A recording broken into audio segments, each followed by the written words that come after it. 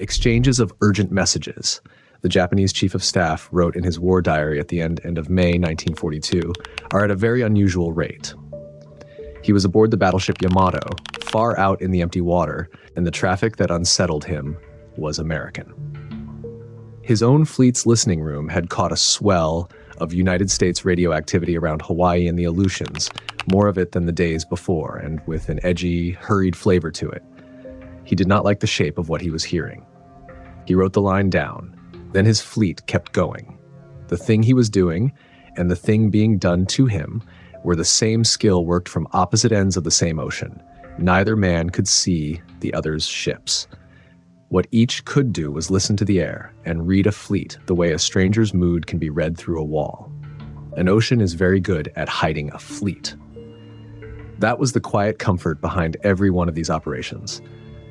Once a force cleared its own coastal waters and spread out under a wide sky, there was no eye that could find it, no lookout that could reach it, nothing between it and its target but distance. And the oldest way to protect that secret was also the simplest. A force stopped talking. A ship that never touched its radio key could not be heard.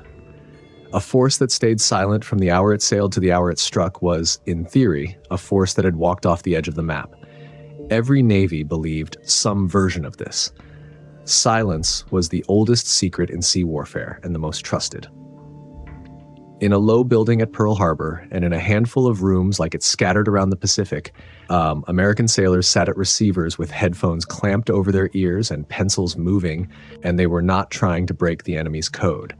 That was another department's fight. These men listened to the shape of the traffic instead. Who called whom? How often? From what rough direction? On the nights a bearing could be pulled out of the static. A message did not have to be readable to give itself away. Its length meant something. Its urgency marking meant something.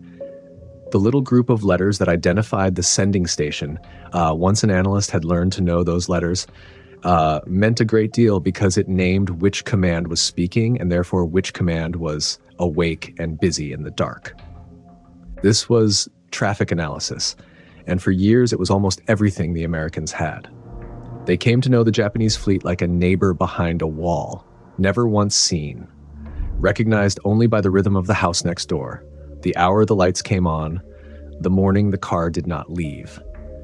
When the pattern held steady, nothing was happening. When a station that murmured all day went dark, or a familiar call sign got up and moved, or the volume began to climb and climb with the unmistakable churn of orders going out to many hands at once, then something was happening, and the men in the hut wrote it into a running chronology and passed it up the line.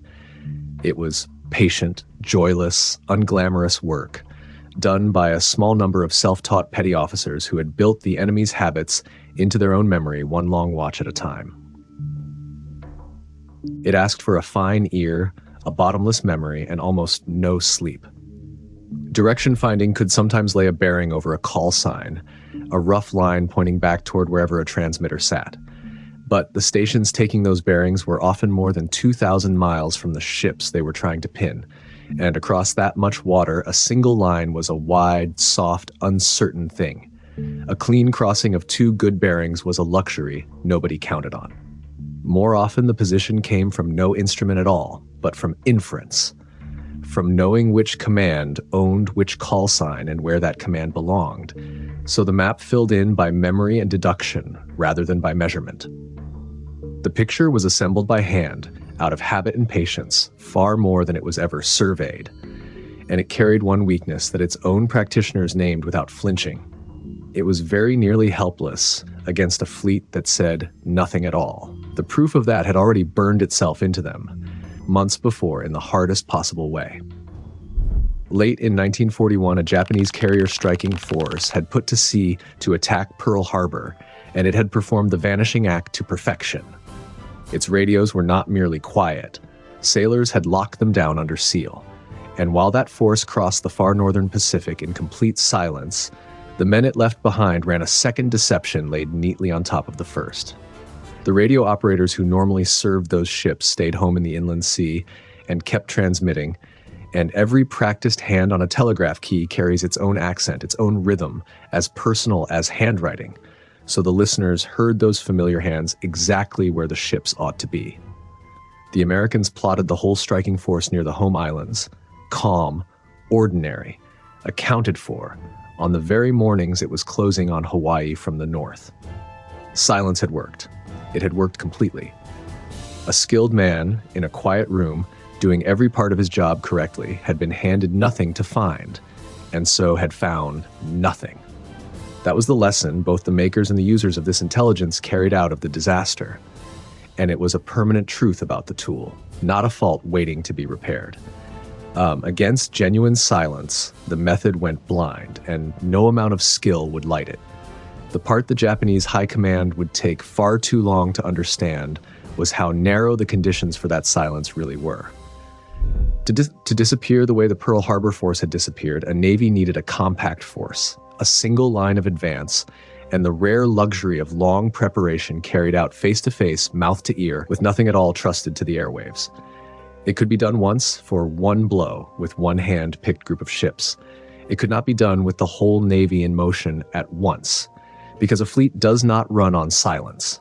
It runs on fuel and orders and timing and scouting and 100 subordinate commands that must all be told the same thing at the same moment. The bigger the operation, the more of that telling has to leave the ground and cross the air, where anyone patient enough can catch the sound of it. The striking force itself can hold its tongue. The enormous machine of shore commands and supply and support standing behind it cannot. And here in that gap, the Americans found the one thing total silence could never cover. When a body of warships stopped answering the shoreshins that normally spoke to it, when the shore kept calling and calling and the sea kept not replying, the emptiness where the answers should have been became a message in itself. Sea units gone quiet beneath a shore establishment now working overtime meant one thing to an analyst who had lived inside these patterns for years. And it was the reverse of what the enemy intended. A hush laid down to bury an operation had instead marked the hour it began. The Japanese used exactly this reasoning in their own listening rooms, which is how the Chief of Staff on the Yamato came to write that uneasy line in his diary. It cut both ways, this skill. A sudden hush from the enemy was never nothing. It was always the sound of something heavy beginning to move. The two American skills, listening to the traffic and prying into the code, had by the spring of 1942 begun to lean on each other like two tired men holding up a third. A decoded fragment stayed murky until the call signs revealed who it was meant for. And the intended reader could not always be found until someone had already read a little of the message inside. So the code breakers passed call signs to the traffic men, and the traffic men passed identities and patterns back. And between them, they built a picture that neither could have built alone. The first time that picture paid off was in the Coral Sea, early in May, when the combined warning was good enough to put American carriers in the path of a Japanese thrust toward the southern approaches at a moment the enemy felt certain no carriers could be near. The Japanese move went in, and for the first time, the surprise ran the other way. Then came the great effort, the one meant to finish the American fleet for good, and with it, the wave of noise that no discipline of silence could hold back. Through the middle of May, the traffic around the home islands rose and thickened, the familiar churn of a whole navy being wound up for something very large. The master order for the coming offensive ran to a dozen separate parts, a message so long that its length alone testified to how many forces had to be stitched together. Carriers and battleships and troop transports and submarines, and a diversion flung far to the north to split the American attention. Every piece of it had to be distributed. Every piece went out where American ears were waiting. They could not read all of it, and they did not need to. They could measure the size of the thing by the size of its correspondence.